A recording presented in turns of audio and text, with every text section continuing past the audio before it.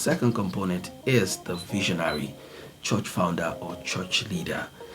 Now, when it comes to the visionary church founder or church leader, okay, before I go on, there's a concept I want to also quickly talk about. Now, there's a difference between attending a church and belonging to a church. Attending a church and being planted in a church.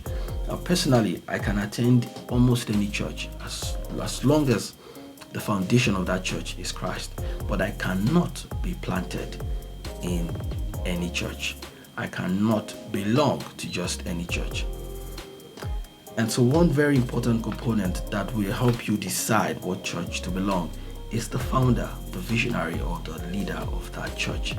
And when it comes to this person, there are three factors that I believe would help you make this decision.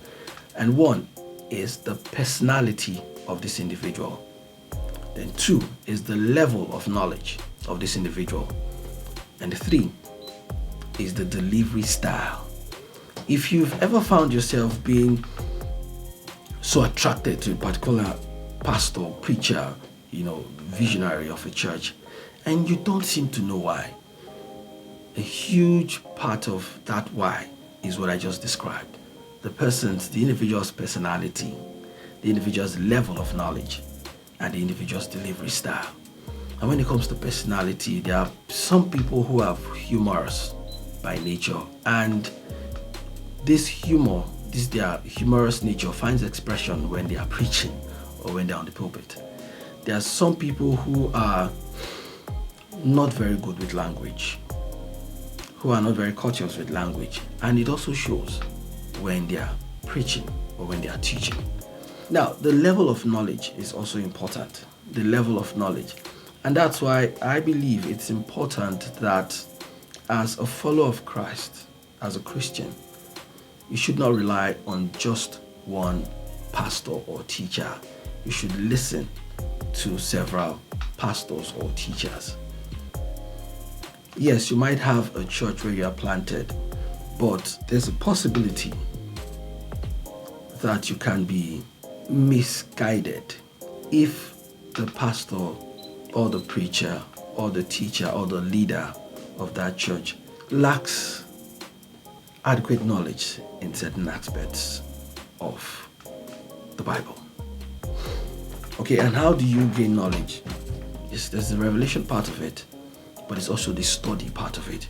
Remember, I said at the beginning that back in the day, our elders, some of them chose arrogance above knowledge. And so there are people who grew up in that environment and who also became pastors and have continued with the tradition of arrogance over knowledge.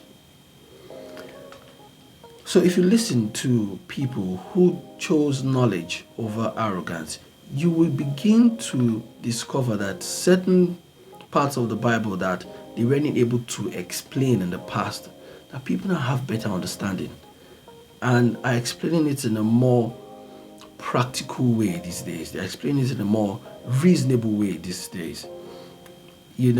So the level of knowledge is also important. If you are a person who is attracted to deep thinking, revelation, when you find a church that the visionary, the pastor, or the leader has depth of knowledge in the scriptures, you want to stay there. You want to stay there.